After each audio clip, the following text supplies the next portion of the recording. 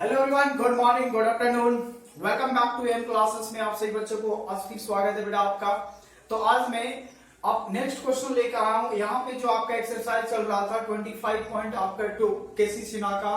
तो आज मैं कल आपको लास्ट लेक्चर में मैंने 2 नंबर क्वेश्चन तक मैंने सॉल्व करवाया था। तो आज मैं देखिए यहाँ पे थर्ड क्वेश्चन लेकर आया हूँ। ये हमारे पास थर्ड क्वेश्चन है इस एक्सरसाइज का, ठीक है। तो अगर वीडियोस पे आप नए हैं या फिर अगर पहले वो वीडियोस को आप नहीं देखोगे तो प्लीज डिस्क्रिप्शन में लिंक दिया हुआ है प्लेलिस्ट का, वेक्टर अलजेब्रा नीट के 11 क्लास 12 का लिखा हुआ है। आप उसमें जा क्लिक करके देख सकते हैं या फिर यहाँ पे आई बटन आता होगा उस पर क्लिक करें, वहां से भी आप प्लेलिस्ट प्राप्त कर सकते हैं, ठीक है। तो चलिए, तो आप अगर आपको वीडियो आप पूरा देखे पॉज करके है ना वीडियोस को, तो चलिए यहाँ पे स्टार्ट करते हैं हम लोग बिना टाइम गवाए हुए। यहाँ पे कहता है if G is the centroid of ABC। देखिए यहाँ पे कोई ट्राइंगल है ABC जिसका सेंट्रॉइड क्या है बेटा, आपका G है।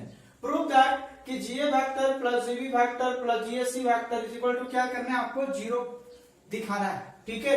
मतलब अगर किसी ट्राइंगल का एक सेंट्रॉइड है G, तो इन तीनों का सम जो है वो आपको 0 दिखाना है, ठीक है। उसके बाद कहता है फर्दर इफ G1, ध्यान दीजिएगा यहाँ पे G है और यहाँ पे G1 है। G1 if be the centroid of another triangle, एक अलग ट्राइंगल है PQR। आपको ये दिखाना है कि AP vector BQ vector plus CQ vector तीनों का जो सम होगा CR वेक्टर का वह 3 इंटू G1 वेक्टर का यहाँ पे वो उसके इक्वल हो जाएंगे, ठीक है। तो देखिए मैं इसको कैसे बनाता हूँ, बड़ा सिंपल क्वेश्चन है, लेकिन हाँ इसमें थोड़ी बात ये है कि आपको सेंट्रॉइड आना चाहिए, है ना। तो देखिए मैं एक एक करके चलता हूं कि सेंट्रॉइड होता क्या है। देखो बेटा यहाँ पे अगर मैं एक बात करूं एक ट्राइंगल का, सपोज करो कि एक हमारे पास ट्राइंगल है, A है, B है, C है। तीनों का पोजीशन वेक्टर हम खुद से मान लेते हैं।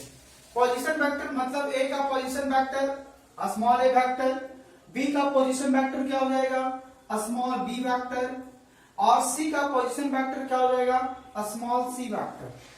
मैंने क्या किया, एक ट्राइंगल ABC लिया जिसका तीनों का मैंने पोजीशन वेक्टर ABC ले लिया, ठीक है। अब देखिए सेंट्रॉइड होता क्या है, ये मान लीजिए बीच में होता है जो इधर से भी मिलेगा, यहां पर भी और यहां पर भी। ये जो हमारे पास बीच का जो पॉइंट है ना G, यही हमारे पास क्या है, यही सेंट्रॉइड कहलाता है। G हमारा क्या होगा, यहाँ पे सेंट्रॉइड हो गया किसी भी ट्राइंगल का। अब ये सेंट्रॉइड का फॉर्मूला क्या होता है, अगर ये 3 वर्टिसेस हो तो तीनों का सम के बराबर होता है सेंट्रॉइड। मतलब ये कह सकते हैं कि जो G बराबर होता है वह A vector B vector plus C vector by क्या हो जाएगा 3। ये सेंट्रॉइड का फार्मूला हो गया। अगर ये तीनों का एडिशन पता होता है तो किसी भी ट्राइंगल का सेंट्रॉइड लिखना है तो तीनों वर्टिसेस जोड़ दीजिए और 3 से डिवाइड कर दीजिए। तो यहाँ पे 3 वेक्टर था, A B C vector, clear है। मतलब G बराबर हो गया ये हमारे पास, इसको मान लेते हैं इक्वेशन नंबर 1, ठीक है। अब आगे देखिए कहता क्या है। अब यहाँ पे चलते हैं हम लोग, इसका रिजल्टेंट वेक्टर प्रूव करना है इतना बराबर 0। पहला GA वेक्टर क्या होगा, है ना, तो एक एक करके हम लोग निकालते हैं। देखिए GA वेक्टर का मतलब है कि A वेक्टर में G को घटा दो। तो ये बताइए A वेक्टर हमारे पास क्या है, A है ना, तो A वेक्टर माइनस G का हो जाएगा A vector plus B vector plus C vector upon क्या हो जाएगा 3। ये हो गया आपका GA वेक्टर का। अगर इसी तरह हम लोग निकालेंगे GB वेक्टर तो क्या होगा, B vector minus G vector, तो B का पोजीशन वेक्टर B है और G का हो जाएगा वही A vector plus B vector plus C vector upon क्या हो जाएगा 3। आगे अगर देखा जाए फिर निकालना है GC वेक्टर, तो GC वेक्टर मतलब C vector minus G vector. अगर मैं यहाँ पे देखूं तो यहाँ C वेक्टर का मतलब C वेक्टर माइनस G का A vector plus B vector plus C vector upon C। अब तीनों को करना क्या है, इसका LHS में सम करना है। तो नाउ LHS बराबर जो है यानी GA vector plus GB vector plus GC vector is equal to GA vector का मान कितना निकाल के रखे, देखो यहाँ पे मतलब यह है A vector minus A vector B vector plus C vector upon 3। उसके बाद GB वेक्टर का मैंने निकाल के रखा B vector minus A vector B vector C vector upon क्या हो गया 3 प्लस GC वेक्टर हमारे पास ये है, ये हो जाएगा C vector minus A vector plus B vector plus C vector upon 3। अब देखिए यहाँ पे खेल क्या है, जब आप इसको तीनों का यहाँ 3 एलसीएम आ जाएगा, जब आप 3 एलसीएम लीजिएगा, इसको कैलकुलेट कीजिएगा तो ये किसके बराबर आएगा, 0 के बराबर।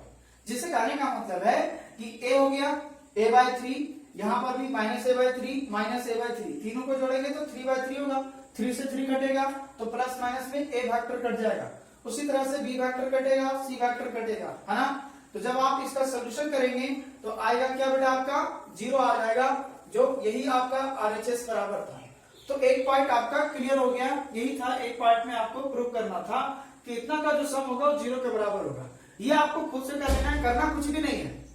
ये 3 सभी में डिवाइड कर देना, माइनस ले जाओगे, एलसीएम लोगे, खुद ब खुद प्लस माइनस में सभी डाटा कट जाएंगे, ठीक है।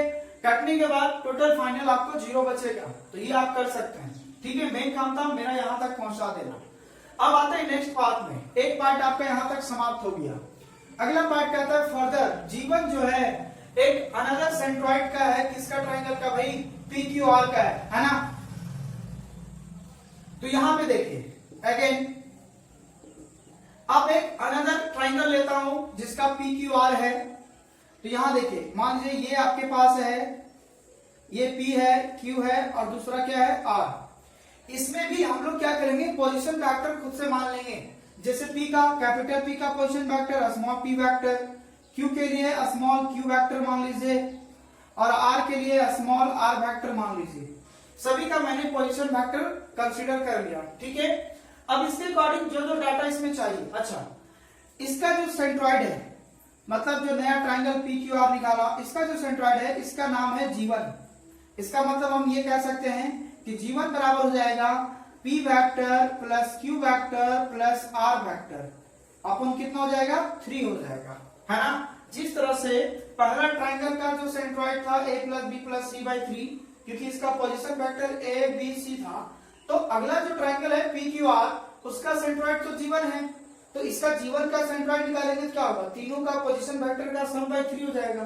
तो यहां से निकल गया, इसको मान लीजिए क्वेश्चन नंबर 2। अब यहां के बाद देखिए आप करना क्या है। अब एक चीज बताइए, तीनों का सम निकालना है ना, AP vector, BQ vector, CR vector. तो पहली बात तो तीनों पता रहेगा तब ना, जिस प्रकार से ये निकाले थे उसी प्रकार से ये भी निकालूंगा। तो यहाँ पे देखा अगर गौर से AP वेक्टर निकालूंगा तो AP वेक्टर में क्या होगा, मतलब P वेक्टर में A वेक्टर घटा दूंगा। P का वेक्टर कितना हो गया बेटा आपका, तो स्मॉल p वेक्टर है, और A का पोजीशन वेक्टर क्या हो गया, तो स्मॉल a वेक्टर हो गया। फिर अगर इसी तरह निकालूंगा BQ वेक्टर तो हो जाएगा क्या, यानी Q vector minus B vector, मतलब हो गया स्मॉल q वेक्टर मतलब स्मॉल b वेक्टर। उसी प्रकार से CR वेक्टर निकालूंगा तो R vector minus C vector, इसका मतलब है small r vector minus small c vector. मैंने ये तीनों निकाल दिया। अब क्या चाहिए, तीनों का सम चाहिए जो इतना के बराबर दिखाना है। अब एक चीज बताइए, देयरफॉर अगर मैं ये निकालता AP vector plus BQ vector plus CR vector is equal to क्या होगा, तो इसका मतलब तीनों का सम होगा ना। क्या क्या होगा, PA vector minus A vector plus Q vector minus B vector, उसके बाद plus R vector minus C vector. मतलब कहने का मतलब है P Q और R एक साइड रखता हूं और माइनस कॉमन लेके A वेक्टर B वेक्टर और प्लस C वेक्टर एक साथ रखता हूं, ठीक है। यहाँ पे देखिए मैंने क्या किया, PQ को R को एक साइड रखा, ABC को एक साइड रखा। क्या यहाँ तक कोई दिक्कत है आपको, दिखने में यहाँ तक कोई दिक्कत नहीं है। जब इसका सम मैंने निकाला तो ये निकल गया। अब चलते हैं हम लोग, एक यहाँ पे देखिए क्वेश्चन में था थोड़ा सा बचा हुआ 3G1 G into G1 factor. तो आगे क्या करते हैं, now G into G1 factor निकालते हैं, तो जाएगा G1 फैक्टर माइनस क्या हो जाएगा आपका G फैक्टर। G1 फैक्टर अगर देखा जाए G इंटू G1 फैक्टर, तो G1 में G घटाऊंगा तो G1 का भी और G2 का इक्वेशन नंबर 1 2 में दोनों का मान दिया है। अब यहाँ पे देखिए 3 एलसीएम आएगा, तो यहाँ पे बेटा आपका हो जाएगा P vector Q vector plus R vector minus A vector plus B vector plus C vector. इधर क्या है G इंटू G1 वेक्टर, ये 3 को इधर लाएंगे तो क्या P plus Q plus R minus A plus B plus C vector. अब एक चीज बताओ, ये जो P Q प्लस R जो मैंने निकाल के रखा है minus A plus B plus C, इसको अगर मैं 3 मान लूं यहाँ पे, तो यहाँ देखिए AP BQ CQ बराबर में इतना है, तो इक्वेशन नंबर 3 से मैं कह सकता हूं कि 3 into G into G1 vector is equal to AP vector plus BQ vector plus CR vector, ये इसका बराबर हो जाएगा। कहां से बाबू? तो इक्वेशन नंबर आपका 3 से। तो लास्ट का जो मैंने निकाल के रखा था AP BQ CQ, उसको 3 मान लीजिएगा, तो यहाँ पे आपको आ जाएगा 3। तो 3 से इतना जो था वो आपका इन तीनों का सम था, यही दिखाना था कि इतना बराबर जो होगा ये 3 times of G into G1 factor के बराबर होगा, ये आपको दिखाना था, यही आपको प्रूव करना था सेकंड पार्ट में। तो देखिए इसमें 2 पार्ट था, पहला तो एक ट्रायंगल ABC था जिसका G सेंट्रॉइड था, तो मैंने G सेंट्रॉइड का निकाल दिया था जो A plus B plus C/3 था। उसके बाद तीनों का सम बराबर 0 दिखाना था, जो मैंने 0 दिखाया था आपको। अब जो एक सेंट्रॉइड निकाल के रखा था उसको 1 मान लिया था। फिर एक अनदर ट्रायंगल था PQR जिसका सेंट्रॉइड G1 था, यहां से भी निकाला, उसको इक्वेशन नंबर 2 माना। उसके बाद जो आपको AP BQ CR चाहिए था, तीनों का मैंने निकाल के जोड़ दिया। जोड़ने के बाद ये हमारे पास डाटा आ गया था, उसको इक्वेशन नंबर 3 मान लिया। उसके बाद चला गया जो मैंने RHS में लाना था G into G1 वेक्टर, तो G into G1 वेक्टर निकाला जब मैंने, तो यहाँ पे जो था दोनों का बैठा दिया, तो 1 और 2 में देख सकते हैं, 1 में A plus B plus C/G vector का ये था, G1 वेक्टर का ये निकाल के रखा था। तीनों से यहाँ दोनों से एलसीएम आएगा 3, अब 3 आया तो ये बच गया, 3 इधर डिवाइड में इधर आ गया मल्टीप्लाई में, तो बच गया ये। इक्वेशन नंबर 3 पे जब आप देखेंगे तो इन दोनों का जो डिफरेंस के ये इसके सम के बराबर है, तो ये फिर मैंने यहाँ पे बैठा दिया, और यही आपको सेकंड पार्ट में क्या करना था, आपको दिखाना था, है ना। आई होप कि ये क्वेश्चन आपको समझ में आ गया होगा। अगर आपको वीडियो अच्छा लग रहा है बेटा तो आप जरूर शेयर करें, जितने भी आपके फ्रेंड्स हैं सभी के साथ शेयर करें। आप लोग वीडियो शेयर नहीं कर रहे हैं, यही आपका प्रॉब्लम है, ठीक है ना। वीडियो को ज्यादा से ज्यादा शेयर करें। मैं इतना मेहनत क्यों करता हूं, अगर आप वीडियो शेयर नहीं करेंगे तो फिर मैं वीडियो देना बंद कर दूंगा, इसलिए वीडियो को आप ज्यादा से ज्यादा शेयर करें। अरे मैं अगर आपको फ्री ऑफ कॉस्ट वीडियो वगैरह देता हूं तो इसका मतलब क्या है, जो मर्जी है बस आप घर बैठे पढ़ना अपना ही सिर्फ होता है। नहीं, आप ज्यादा से ज्यादा शेयर करोगे सारा वीडियोस को, और जितने भी आपके ग्रुप है सभी के साथ शेयर करो, और सभी को मोटिवेट करो इस चैनल को सब्सक्राइब करें और ज्यादा से ज्यादा इसको वॉच टाइम कराएं। ये आपका भी दायित्व बनता है कि अगर कोई टीचर आपके प्रति मेहनत कर रहा है तो आप इतना भी नहीं कर सकते, ये तो बहुत बड़ी गंदी बात है ना। इसलिए ज्यादा से ज्यादा वीडियो शेयर करें, रिक्वेस्ट है, और सब्सक्राइबर बढ़ाने का प्रयास करें ताकि मैं यूट्यूब पे लाइव आ सकूं और आपको लाइव पढ़ाऊं। बात समझ में आ रहे हैं? चलिए ठीक है, नेक्स्ट क्वेश्चन देखता हूं। नेक्स्ट क्वेश्चन क्या है ना,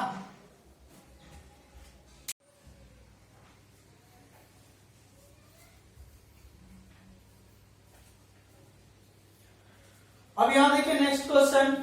नेक्स्ट आपका क्वेश्चन नंबर 4। क्वेश्चन नंबर 4 में कहता है 5 forces AB AC AD AE AF act at the vertices of a regular hexagon A B C D E F prove that their resultant is 6 OA vector। मतलब इन जितने भी forces हैं इनका जो सम होगा वह 6 AO वेक्टर के बराबर होगा, जहां पे वो हमारा क्या है, एक सेंट्रॉइड ऑफ हेक्सागोन है। अब रेगुलर हेक्सागोन का मतलब क्या होता है कि सभी साइड उसका इक्वल होंगे, मतलब सभी का मैग्नीट्यूड बराबर होंगे, ठीक है। देखिए ये हेक्सागोन है, सपोज कीजिए आपके पास ये हेक्सागोन है ना, ये सभी इक्वल होंगे, मतलब सभी का मैग्नीट्यूड सभी का बराबर होगा। सपोज करो कि अगर हमारे पास ये है, बी है, सी है, डी है, ई है और एफ है, यहाँ पे सभी का मैग्नीट्यूड बराबर होगा। ये जितना भी सब साइड है ना सब इक्वल होते हैं हेक्सागोन में, और एक दूसरे का सभी ये पैरेलल होता है, ये इसके पैरेलल है, ये इसके पैरेलल है, ये इसके पैरेलल होता है। मतलब जो एफ होगा मैं उसको डीसी सीडी लिख सकता हूं, ये पोजीशन के आधार से पड़ेगा।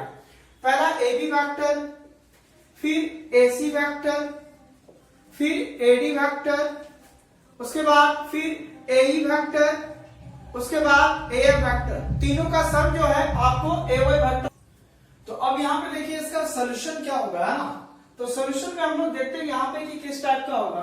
तो देखो मैं यहाँ पे एक हमारा रेगुलर हेक्सागोनल है, इस रेगुलर हेक्सागोनल में क्या होता है, सभी का ये जो साइड है A B B C A C C D E F या फिर ए एफ, ये सभी का मैग्नीट्यूड बराबर होगा, और यह सभी साइड क्या होते हैं बेटा, बराबर होते हैं, ठीक है ना। तो ये चारों साइड जितने भी आपका 6 साइड है वो सभी इक्वल होंगे और एक दूसरे का सभी पैरेलल होगा। जिससे यहां देखो ये जो AF है और जो CD है वो दोनों पैरेलल वेक्टर है, इसका मतलब जो AF होगा वो हमारा क्या होगा, CD के भी बराबर होगा। तीसरी बात, यहाँ पे दूसरी बात ये भी देखना है कि जो AB वेक्टर होगा वो पैरेलल होगा CD का, मतलब जहां AB वेक्टर है वहां पे क्या लिखने वाला हूँ, ED वेक्टर लिखने वाला हूँ, ठीक है ना। तो यहाँ पे देखिए मैं क्या करूंगा, तो पहली बात तो रिजल्टेंट दिखाना है 6A वो वेक्टर बराबर, तो टोटल हमारे पास ये हमारा रिजल्टेंट है। मैं इसको क्या कर रहा हूँ, देखो टोटल मैंने वेक्टर को जोड़ दिया, क्योंकि रिजल्टेंट का मतलब होता है सम करना चीजों को, तो मैंने यहाँ क्या किया, सम कर दिया। अब मैं देखो क्या करता हूँ, मैं यहाँ पे AB वेक्टर और AC वेक्टर और आपका, अच्छा एक चीज और देख लेते हैं पहली बात, तब यहाँ पे AC vector plus AD vector plus AE vector. अब एक चीज बताओ, और यहाँ पर भी ना AE और दोनों को मैं लिख रहा हूं ना, यहाँ पे देखें आप गौर से, देखो AE वेक्टर जो है ना, AE वेक्टर, इसको तो मैं बाद में देखूंगा यहाँ पे। फिलहाल AF वेक्टर बराबर कितना है, CD वेक्टर है, और जहां AB वेक्टर है यहाँ पर भी देख लीजिए आप गौर से, जहां AB वेक्टर वहां पे क्या लिख सकता हूँ, ED वेक्टर, और जहां AF वेक्टर वहां क्या लिख सकता हूँ, CD वेक्टर, ठीक है। तो यहाँ पे हो जाएगा बेटा आपका ED वेक्टर, और यहाँ पे हो जाएगा AF के जगह हो जाएगा CD वेक्टर। ध्यान रहे कि आप ये सिंस करके लिख लीजिएगा ना, मैं थोड़ा इधर साइड में लिखा हूं, आप इसको जरूर लिख लीजिएगा, वो दोनों के माध्यम से मैंने ऐसे लिख दिया। अब क्या करता हूं, ध्यान देना, यहां पे ED वेक्टर प्लस और AC वेक्टर और प्लस CD वेक्टर एक साथ रखता हूं, और AD वेक्टर को थोड़ा सा अलग रखता हूं। देखो इसको और इसको, AC और CD एक साथ रख रहा हूं, AD ला थोड़ा अलग लिख रहा हूं, ये रहने दिया। यहाँ पे ED वेक्टर और यहाँ पे, चलिए ये भी देख लेता हूं AC।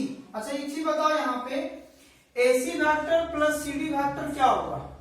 अब एक चीज गौर से देखो, AC प्लस CD, तो C और C कैंसिल होगा, तो बचेगा क्या, AD वेक्टर हो जाएगा, है ना।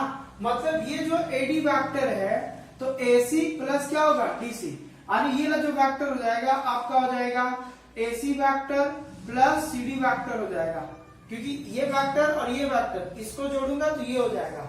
और एक चीज मैंने लॉजिकली तुमको बता रहा हूं कि अगर कोई AC vector plus CD vector है तो समझो ये अंदर वाला को कैंसिल कर देना, बच गया आपका A और D, तो हो जाएगा क्या, AD वेक्टर। ये हमेशा एक लॉजिक याद रखना वेक्टर में, है ना।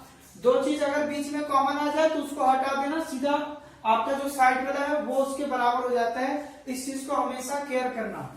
चलिए मतलब ये हुआ कि जो AD वेक्टर होगा वो AC प्लस CD वेक्टर हो गया, तो AD वेक्टर के बराबर हो जाएगा, और यहाँ पे AD वेक्टर रहने देता हूं। मतलब यहाँ पे मैंने लिखा कि AC plus CD is equal to क्या हो गया, AD वेक्टर, ठीक है ना। अब एक चीज बताइए, ED वेक्टर प्लस यहाँ पे कितना हो जाएगा, 2AD वेक्टर, है ना। अब ED वेक्टर को मैं क्या लिखूंगा, इसको मैं देखता हूं यहाँ पे, अच्छे से मैंने लिखा ना इसको। अच्छा एक चीज और देख लीजिए, एक और छूट गया है, AE वेक्टर तो छूट गया था, है ना। क्यों बात नहीं है, मैं यहाँ पे लिख देता हूँ AE वेक्टर, यहाँ पे लिख देता हूँ, ठीक है।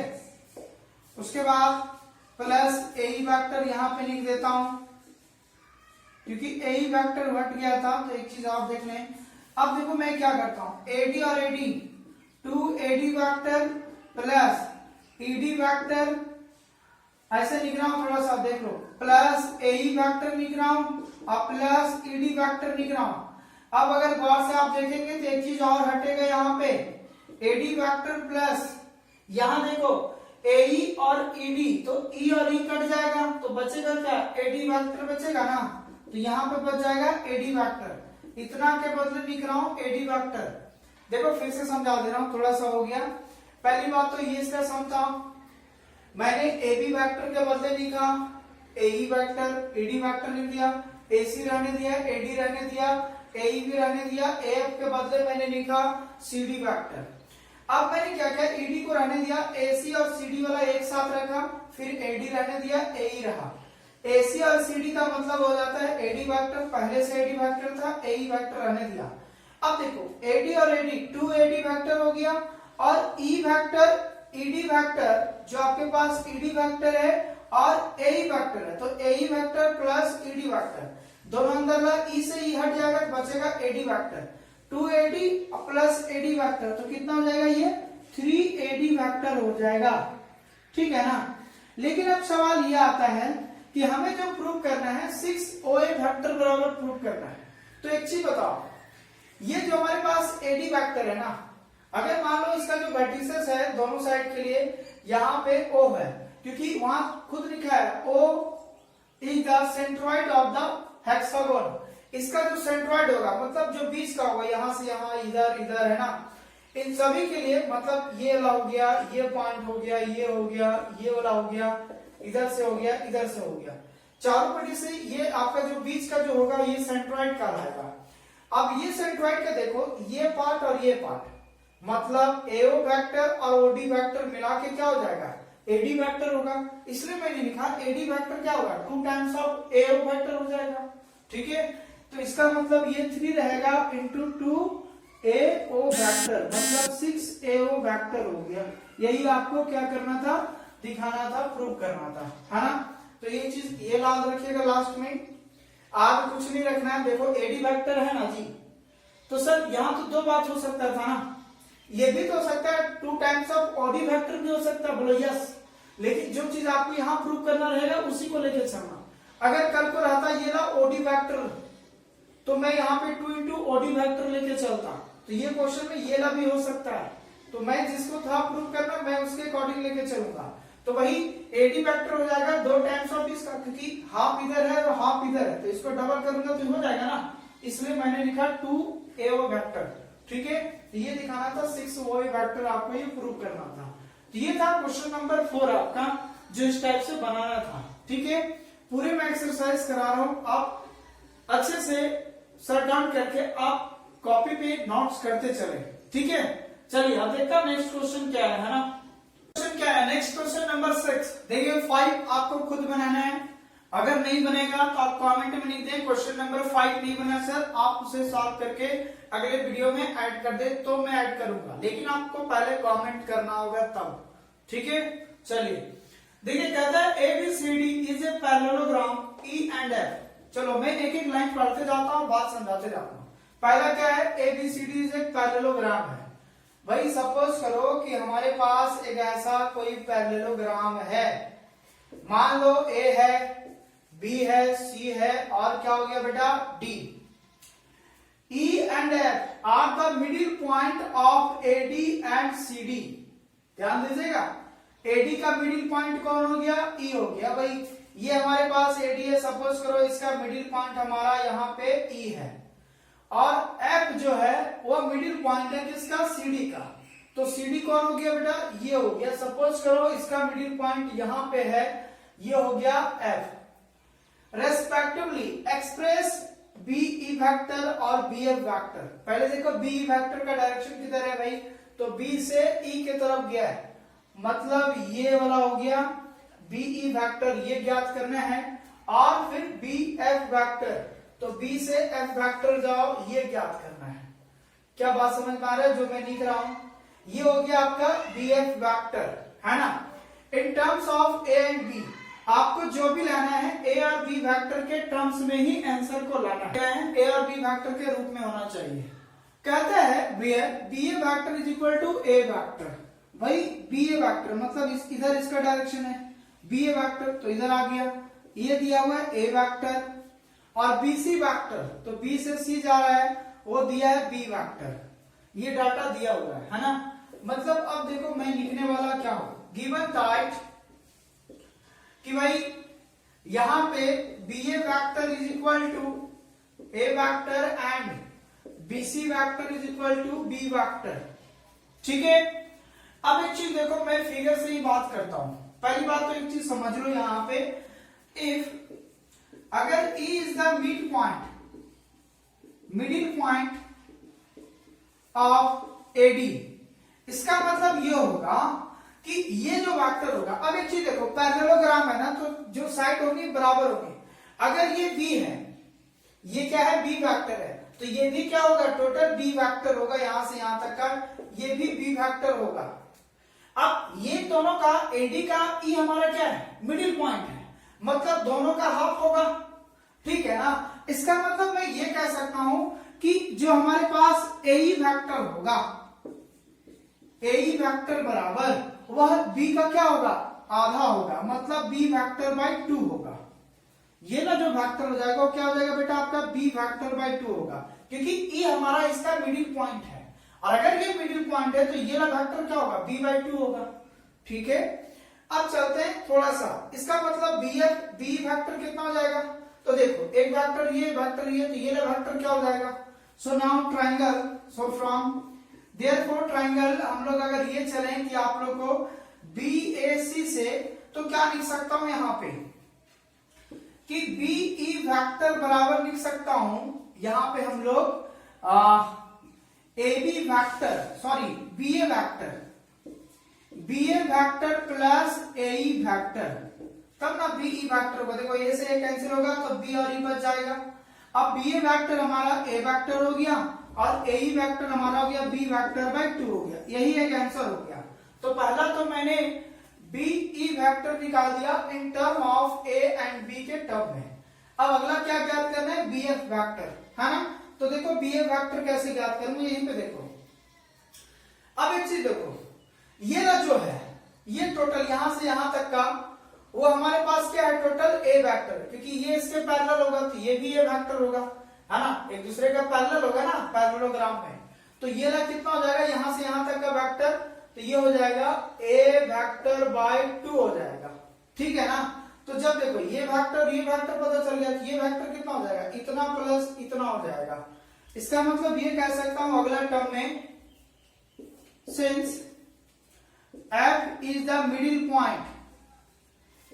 point of CD vector.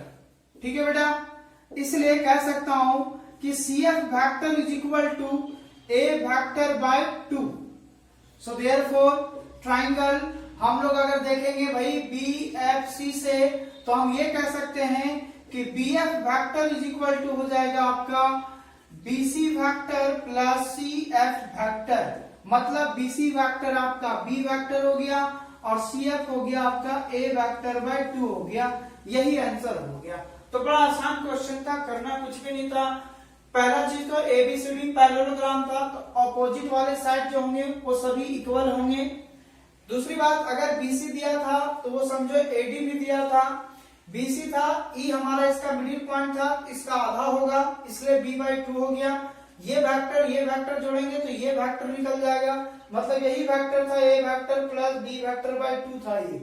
अब जब इसी प्रकार से इसका पैरेलल ये था और ये F जो था CD का मिडिल पॉइंट था, तो मतलब C से F तक का A बाई 2 था। तो जब A वेक्टर निकाले तो ये B vector plus A vector by 2 निकलेगा, है ना। तो यही दो चीज इसमें आपको ज्ञात करना था, फाइंड आउट करना था। अब जो आगे का जो सवाल बच गया है, एक दो क्वेश्चन और लेकर आऊंगा नेक्स्ट वीडियो में, तब तक आप यहां तक इसको अच्छे से केयर करें और क्वेश्चन आंसर सॉल्व करें। अगर कोई प्रॉब्लम है तो दिए हुए व्हाट्सएप नंबर पे आप कॉल भी कर सकते हैं, आप व्हाट्सएप भी कर सकते हैं, क्वेश्चन राइज कर सकते हैं कि सर आगे का इस टाइप का क्वेश्चन नहीं बना है। एक्सरसाइज जो आपका चल रहा है 25.2 वेक्टर अलजेब्रा का, आप उससे बेझिझक क्वेश्चन आप हमसे पूछ सकते हैं। लेकिन जो आपका 5 नंबर क्वेश्चन मैंने छोड़ा है वो आपको जरूर ट्राई करना है, और अगर नहीं बना है तो आप जरूर कमेंट करें sir 5 number question again the end of the video.